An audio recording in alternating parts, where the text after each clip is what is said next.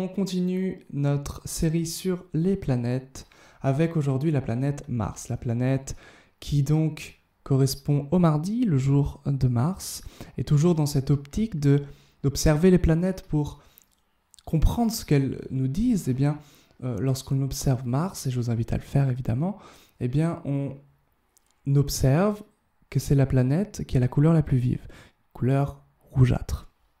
Donc ça, premièrement, ça peut nous renseigner sur du coup le côté vif, sur le côté une forme d'impatience, sur le côté entreprenant, sur le côté aller de l'avant, sur une forme de volonté. Également, c'est une planète qui, lorsqu'elle rétrograde et lorsqu'elle revient dans sa marche directe, dans sa course directe, eh bien, fait une trajectoire assez inattendue, assez soudaine et inattendue. Donc, c'est également ce caractère, c'est-à-dire que la personne qui a Mars en dominante, eh bien, peut partir un peu au quart de tour. Alors évidemment, c'est toujours selon, c'est souvent les défauts que l'on va expliciter lorsque l'on va parler d'une planète ou d'un signe.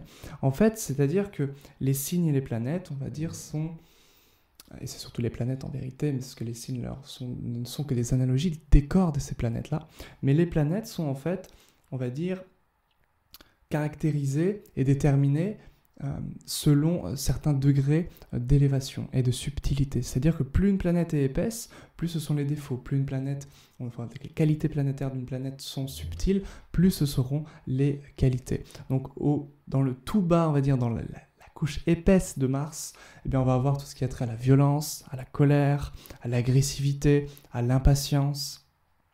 On va avoir alors quelqu'un qui par exemple avait dans la tradition indienne un Mahapurusha Yoga de Mars, c'est-à-dire qu'il prenait les caractéristiques les plus intenses de Mars, c'était Adolf Hitler évidemment. Donc il y avait Mars en maison 7, une maison angulaire, hein, une maison Kendra dans l'astrologie indienne, qui eh bien, donne une puissance supérieure à la planète en question. Ici la planète était Mars en domicile, donc ce qui donne un Mahapurusha, et ce domicile, ce Mars aspecte directement la maison 1 du natif. Donc ici, effectivement, Hitler prenait les caractéristiques martiennes par ce Mahapurusha et par les qualités, on va dire, intenses et très épaisses de ce Mars. Alors, Mars, au niveau subtil, c'est vraiment la volonté d'agir. C'est la volonté d'agir et de penser ensuite. C'est la capacité de lancer des initiatives de manière aisée. C'est ce côté, avec Mars, d'encourager, d'être capable en fait de motiver un troupeau de dépressifs. C'est vraiment ça, Mars. C'est l'inspirateur, celui qui va de l'avant, celui qui se bouge, celui qui entreprend. C'est celui qui veut être libre aussi, qui n'aime pas, qui est très indépendant, qui n'aime pas avoir un supérieur hiérarchique. Donc je pense surtout au Bélier en fait, vraiment qui c'est lui son propre chef, son propre maître.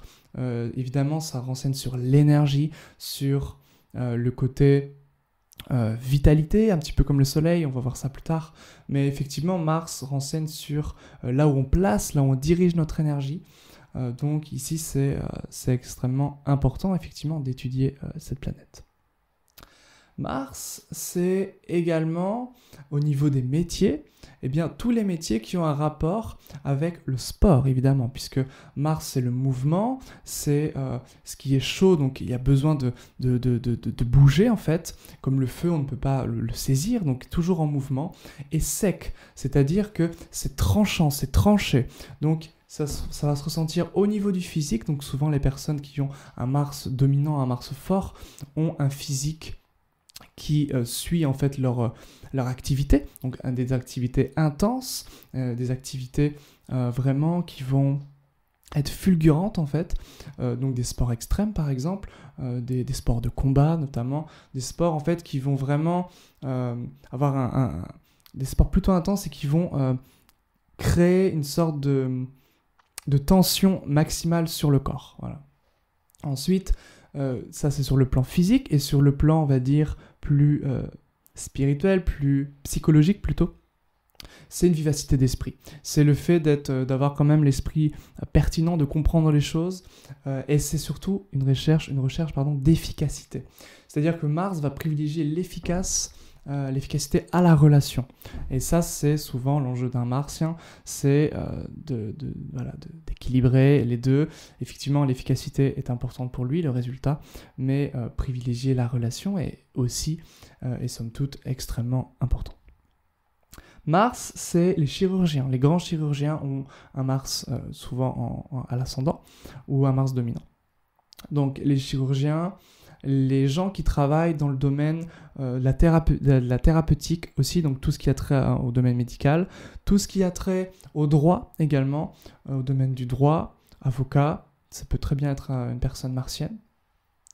Ensuite, alors j'ai dit que tout à l'heure Mars c'était le bélier, mais c'est aussi le scorpion dans la tradition du septénaire, dans la tradition astrologique occidentale et indienne.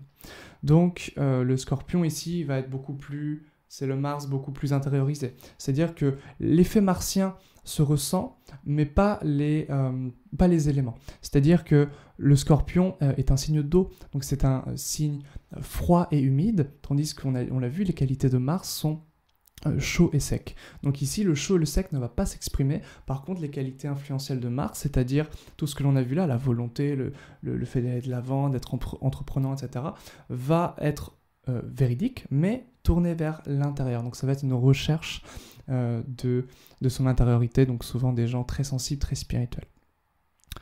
Et autre chose, donc pour Mars, ça va être tous les métiers à risque. Par exemple, pompier, par exemple, policier, militaire. Ça va être important, effectivement, dans cette configuration, donc dans quelqu'un qui a un Mars, on va dire, fort. Au niveau médical, Mars va plutôt stimuler, activer, irriter, enflammer.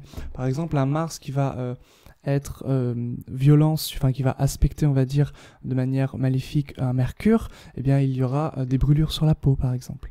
Ou s'il aspecte, comme on l'a vu avec la vidéo précédente sur la Lune, s'il y a effectivement une influence sur la Lune, il peut y avoir, par exemple, des infections urinaires, par exemple, c'est possible. Alors, sinon, Mars, ça va régir les tissus musculaires et la moelle. C'est-à-dire que chaque planète régit un tissu, donc il y a 7 tissus dans l'Ayurveda, on l'a vu avec la vidéo précédente sur la Lune. La Lune régit le tissu, le plasma en fait, le sang, et puis les liquides. Mars va régir la moelle et le tissu musculaire. Voilà pour Mars, voilà pour cette petite vidéo de présentation, d'initiation à la symbolique martienne, la symbolique de Mars. Voilà, je vous souhaite à tous et à toutes une très bonne étude et puis à très vite pour la prochaine vidéo sur Mercure.